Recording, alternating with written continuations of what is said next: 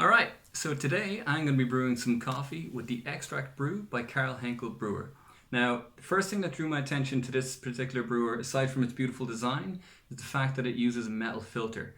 Now, this interests me for two major reasons. The first is for the flavor. Metal filters will allow for more oils and other compounds to be extracted from the coffee and pass through into your finished brew than, say, a paper filter might. The second is that this will allow me to produce a zero waste cup of coffee, which I think is great if it's something that you value. Now, these do come at a bit of a trade-off. As I mentioned, there will be more oils and other compounds breaking down and passing into your finished cup of coffee. This can produce a little bit of a slurry that can sit at the bottom of your cup. Some people, they like this pretty much, but I'm going to show you how to use a longer brew process, which will produce a much silkier, smooth cup of coffee. So I've already experimented with a bunch of different types of coffee, and I've had a bunch of really nice results. However, I find that natural coffees work particularly well with this brewer. So today I'm going to be using a beautiful natural El Salvadorian coffee from West Cork Coffee. To do this, I'm going to use a recipe of 32 grams medium ground coffee to 480 grams of hot water heated to 94 degrees Celsius.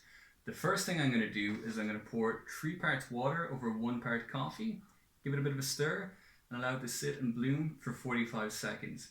Now, doing this will allow for CO2 to be released from the ground coffee and prepare it for further brewing. So with that all said, let's brew.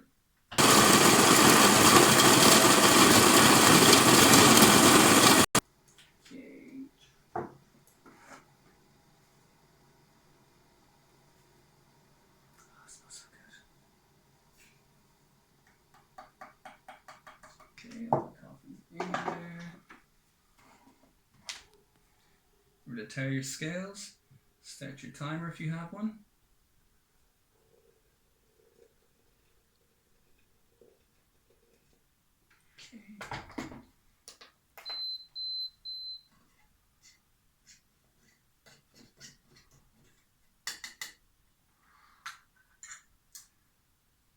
Okay, so now I'm just going to let that bloom away, and when we get to the 45-second mark, I'm going to pour the remainder of my water as quickly as I can.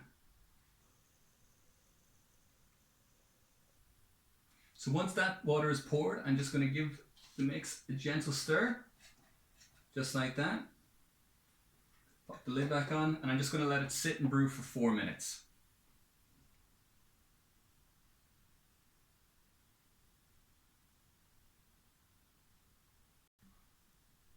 Okay, so we're just about at the 4-minute mark now.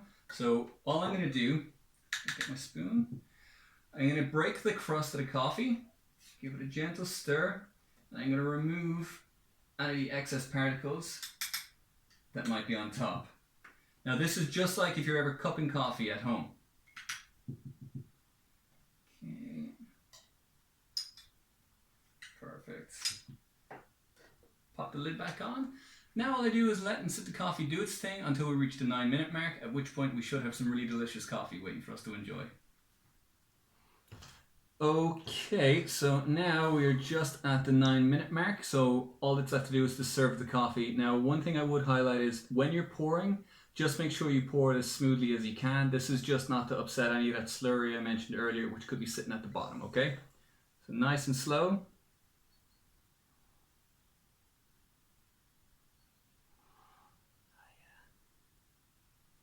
Yeah, this is the exciting part.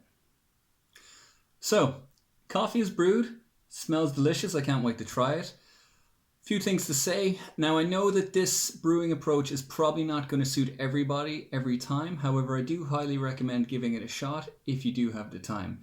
One thing I will say is with the longer brewing time, the coffee is normally at a perfect and ideal drinking temperature when it's finished brewing, so it actually works out pretty well in that sense. So, let's give it a try.